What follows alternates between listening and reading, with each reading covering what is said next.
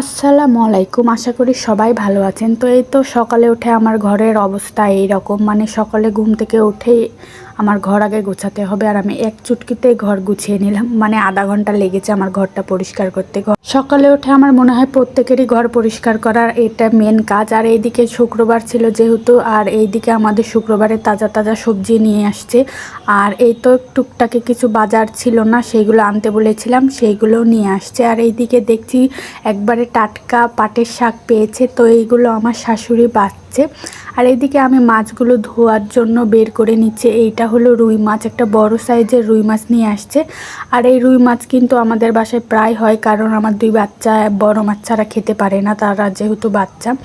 আর মাছটা অনেক টাটকা ছিল। আর আমি দেখছিলাম মাছগুলোর পিস কত বড় বড়, মানে ভালো সাইজেরই রুই মাছটা নিয়ে আসছে। আর আমার সব থেকে পছন্দের পিস হলো এই নেজ। আর এই দিকে দেখছি একটা লেয়ার মুরগি নিয়ে আসছে, আর মুরগিটা যে এত শক্ত ছিল। যাই হোক, এইগুলো এখন আমি গোছগাছ করে নিব। আর আমি যেই মশলাগুলো নিয়ে আসছে ওইগুলো এখন কৌটায় কৌটায় ঢেলে নেব।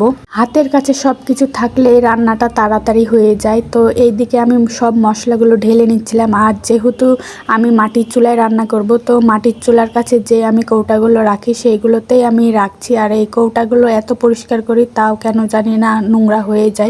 যাই হোক, সবাই ইগনোর করবে, মাটির চুলায় রান্না একটু তো ময়লা হবে। তো আমি সব গোছগাছ করে নিলাম। আর এইদিকে আমি মুরগিটা কুটে নিচ্ছি। আর মুরগিটা যে এত শক্ত ছিল, আর এই মুরগি কাটতে কাটতে আমার দুইবার হাতও কেটে গেছে, মানে অনেক পরিমাণে শক্ত ছিল। আর এই মুরগি কাটতে কাটতে দেখছি ঝিরিঝিরি বৃষ্টি হচ্ছে। আমার তো বৃষ্টি অনেক পছন্দ, আর বৃষ্টি দেখছি আর এই কাজগুলো করছি, অনেক ভালো লাগছিল। আর যেহেতু বৃষ্টির দিন, মানে বৃষ্টি বাদলের দিন, অনেক ভালো লাগে ছাদে বসে থেকে রান্না করতে। যার জন্য আমি কষ্ট হলেও আজকে আমি চুলোয় রান্না করেছি, মানে মাটির চুলোতেই রান্না করেছি। আর এইদিকে দেখছি ঝিরিঝিরি বৃষ্টি হচ্ছে। তো আমি সব গোছগাছ করে নিচ্ছি। এইদিকে পেঁয়াজগুলো কেটে নিচ্ছি। আমার মনে হয় রান্নার প্রায় কাজই করে রাখলে রান্নাটা তাড়াতাড়ি হয়ে যায়। তো আমি সব কিছু আগে গুছিয়ে নিচ্ছি, যেহেতু আজকে শুক্রবারের দিন তাড়াতাড়ি আজান দিয়ে দেবে, তার জন্য আমি সব কিছু গোছায় নিচ্ছি যাতে আমার দেরি না হয়ে যায় রান্না করতে। আর এদিকে আমি পেঁয়াজগুলো কুচি করে নিচ্ছি, মরিচগুলো কুচি করে নিচ্ছি, যাতে তাড়াতাড়িটা রান্না হয়ে যায়। আর বাচ্চাগুলোকে নিচে রেখে আসছি তার দাদির কাছে, আর না হলে আমাকে তো রান্নাই করতে দেবে না।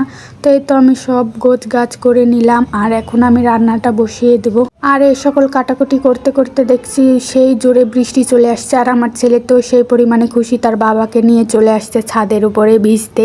তো দেখছি বাবা ছেলে ভিজছে, আমারও তো সেই মন যাচ্ছিল যে আমিও একটু ভিজি বৃষ্টিতে।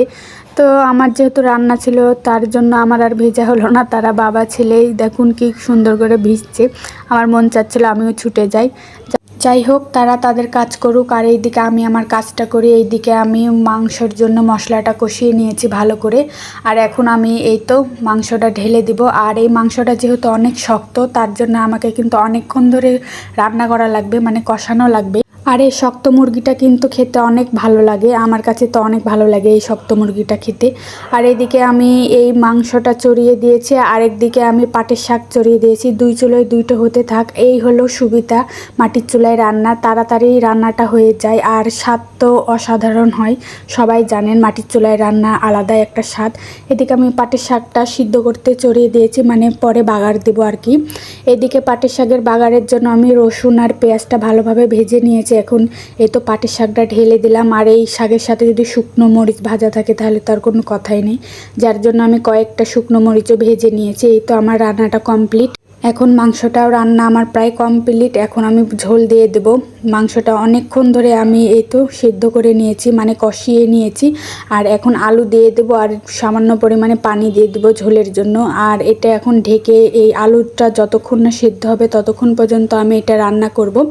তো এই ছিল আজকে আমার রান্না। এই তো আমি ঢেলে নিলাম। আর এই তো আমার মুরগির মাংসের রান্না প্রায় কমপ্লিট। আর অসাধারণ হয়েছিল খেতে, মানে শক্ত মুরগি তো আলাদাই স্বাদ। আর পরে নামানোর পরে আমি তো গুঁড়া মশলাটা দিয়ে দিলাম। এই মশলাটা দিলে রান্নার আলাদা একটা ফ্লেভার আসে, আর মাংসটা খেতে অন্য রকমের একটা স্বাদ চলে আসে।